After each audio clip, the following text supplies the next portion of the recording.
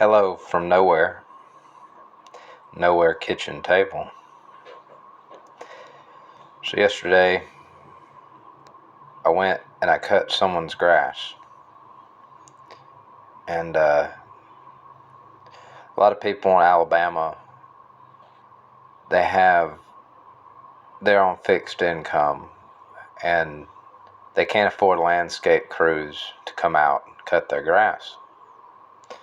And a lot of landscape crews, if they're like a lot of other labor of today, they have followed a business model that is not universal to everyone. So say landscape companies, sure they own a push mower, but I believe that a lot of those guys, just like in the automotive field, a lot of those guys feel like if they can't jump on a zero-turn mower and cut something in 30 minutes to an hour and maybe lightly weed eat something around a porch and make $100 maybe more in that 30-minute period, they don't want to do the job. So they either say, well, I've got to go think about how much I'm going to quote, or they give you an outlandish number they know you're going to say no to because you don't have that money anyways. So this was something that I wrote after I cut it. So we were grasshoppers in a land of giants. The grasshopper is you, and you are the underdog by definition as a result. The giants are the challenges that seem overwhelmingly staggering, and land is the present moment where you stand before that challenge. Sometimes a blessing or a miracle is an ocean splitting in half and rising to the sky. Sometimes it's walking upon the water. Other times it comes as laying hands on someone and healing them. But you know what? I'm somewhat simple. And I say most of the time blessings and miracles come in the form of giving a few hours of your life and time to another human being. Jesus asked us to do something very simple. Anyone can do it.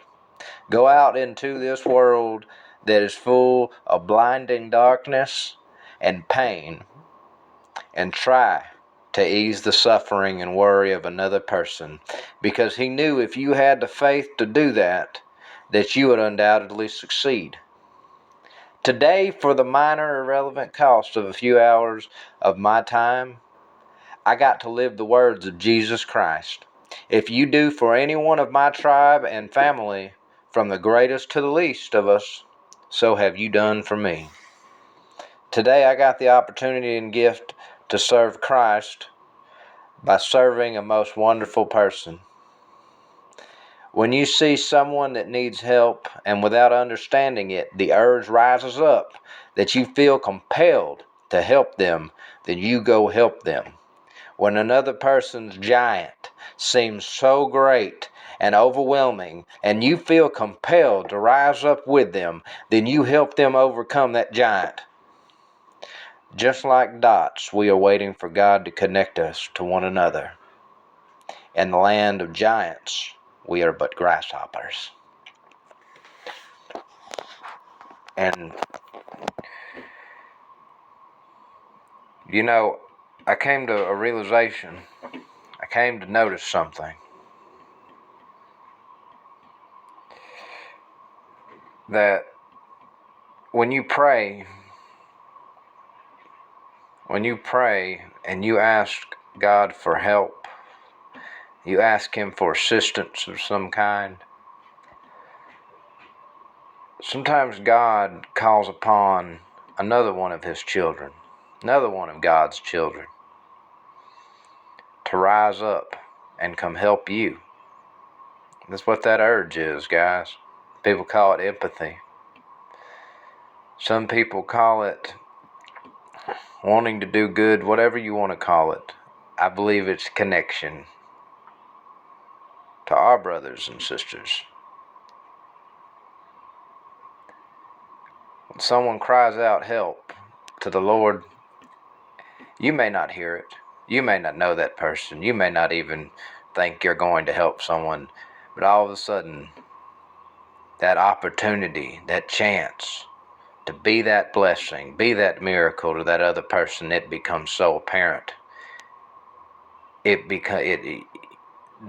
without even knowing that person's struggle, that person, or anything about someone yelling out to God for help, it just crosses your eyesight. You hear about it, you see it, and then all of a sudden you have that urge to go help them. This is, as I say, the will of God, is it not? You go help the people upon this earth. Don't worry about payment. Jesus also said this: if someone offers you hospitality or payment, then you should take it. But that should not be the focus here. Easing the suffering of another human being as Jesus eased the suffering, this should be the objective. In the land of giants, we were grasshoppers.